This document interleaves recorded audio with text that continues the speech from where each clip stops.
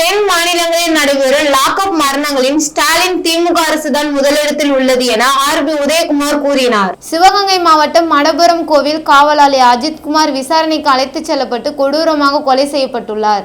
இந்த சம்பவம் தமிழகம் மட்டுமல்ல தேசிய அளவில் நீதி கேட்டு ட்ரெண்டிங்காக உருவாகியுள்ளது.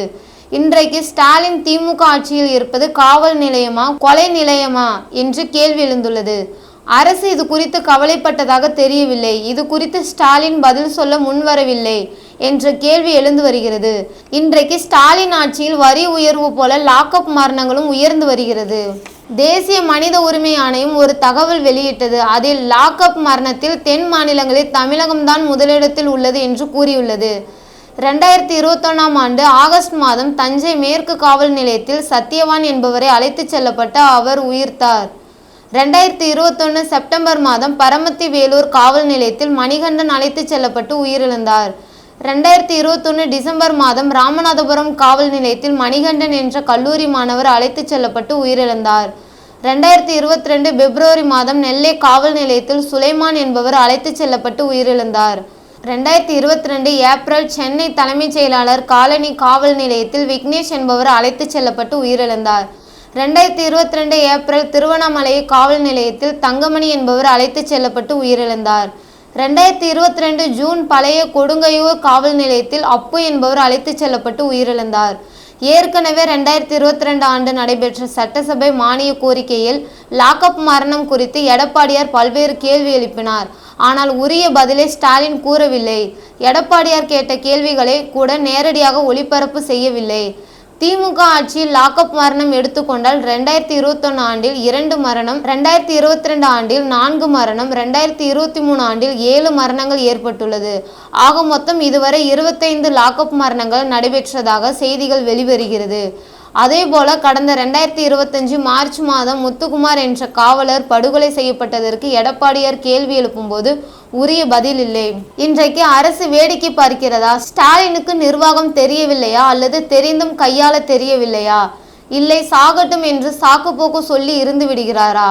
ஸ்டாலினுக்கு காவல்துறையை வழிநடத்த தெரியவில்லையா? இதே அம்மாவின் ஆட்சியில் இங்கிலாந்து ஸ்காட்லாந்து நிகராக தமிழக காவல்துறை இருந்தது. வேடச்சந்தூரில் அரசு விழாவில் அம்மாவின் படத்தை குப்பை தொட்டியில் போடப்பட்டுள்ளது. இது மிகவும் வேதனை அளிக்கிறது. இந்த ஆட்சியை குப்பை தொட்டியில் தூக்கி வெகு தொலைவில் இல்லை. அம்மாவின் படத்தை பூஜை அறையில் வைக்க வேண்டியதை குப்பை தொட்டியில் போட்டதை கண்டு 8 கோடி மக்களும் வேதனை அடைந்துள்ளனர். இதற்கு கழக அம்மா பேரவை கடும் கண்டனத்தை தெரிவித்துக் கொள்கிறது. அம்மாவின் திட்டங்களை சாக்குப்போக்கு சொல்லி நிறுத்திவிட்டது மட்டுமல்ல, இப்போது அம்மாவின் படத்தை குப்பை தொட்டியில் வீசியது எங்களுக்கும் ரத்தம் வருகிறது. இது குறித்து கழக பொதுச் செயலாளர் எடப்பாடியார் கடும் கண்டனத்தை தெரிவித்துள்ளார்.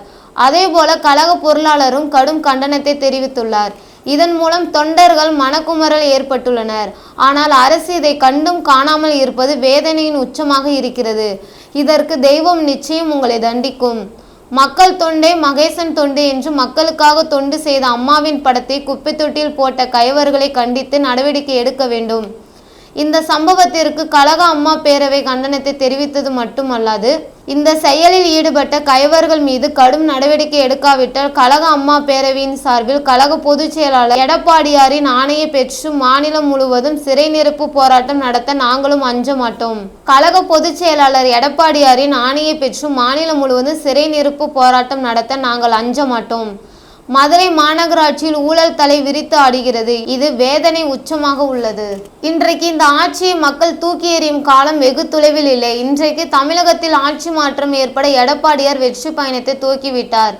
அம்மா ஆட்சி நிச்சயம் மலரும். சென்னை ஜார்ஜ் கோர்ட்டில் மட்டுமல்லாது அனைத்து இடங்களிலும் அம்மாவின் நிச்சயம் வைப்போம். அம்மாவின் படத்தை குப்பையில் போட்ட உங்களுக்கு மக்கள் சவுக்கடி கொடுக்க தயாராக விட்டார்கள். ஏனென்றால் மடிக்கணினி திட்டம், பறவை மாடு ஆடுகள் திட்டம், பெண் குழந்தை பாதுகாப்பு திட்டம், பெண் கமாண்டோ படை திட்டம், தாலிக்கு தங்கம் திட்டம் கொடுத்த அம்மாவின் புகழ் பஞ்சபூதங்கள் இந்த உலகில் இருக்கும் வரை நிச்சயம் இருக்கும் என கூறினார். அரசு எவ்வளவு அரசியல் காழ்ப்புணர்ச்சியோடு இருக்கிறது என்பதற்கு இந்த அரசு கட்டிடத்திலே அம்மா படம் குப்பையிலே கிடக்கிற விவகாரம், இதற்கும் அதற்கு என்ன சம்பந்தம் என்று சொன்னால், நிச்சயமாக இந்த அரசு குப்பையிலே தூக்கி எறியப்படுகிற காலம் வெகு விரைவில் வந்துவிட்டது என்பதற்கு எடுத்துக்காட்டாகத்தான் இன்றைக்கு தெய்வமாக நாங்கள் எல்லாம் இதய தெய்வமாக வழங்குகிற தமிழர்குல சாமி புரட்சி தலைவி அம்மா அவர்களுடைய திருவுருவ படத்தை இன்றைக்கு திருக்கோயிலை வைத்து பூஜை செய்ய வேண்டிய இந்த திருவுருவப் படத்தை இன்றைக்கு ஆணவத்தின் உச்சியில நீங்கள் குப்பை கூடத்தில தூக்கி எறிந்திருப்பது என்பது 8 கோடி தமிழர்களும் உலகத் தமிழர்களுடைய மன வேதனை அடைய வைத்திருக்கிறது. ஆகவே கழக புரட்சி தலைவி அம்மா பேரவை அம்மாவின் திருநாமத்தில இன்றைக்கு மக்கள் பணி மக்கள் சேவை ஆற்றி வருகிற தொண்டர்களும் இன்றைக்கு அனைத்து இந்திய அண்ணா திராவிட முன்னேற்ற கழகத்தினுடைய ஒட்டுமொத்த தொண்டர்களும் பொதுமக்கள் மகளிர்கள் அம்மா அவர்கள் இந்த நாட்டுக்காக தன்னை அர்ப்பணித்த தெய்வ தலைவி அம்மா அவர்கள். அதனால்தான் இன்றைக்கு அம்மா அவர்களுக்கு திருக்கோயில்களை கட்டி உலகத்துல எந்த தலைவருக்கும் இல்லாத வகையில புரட்சி தலைவர் எம்ஜிஆர், புரட்சி தலைவி அம்மா.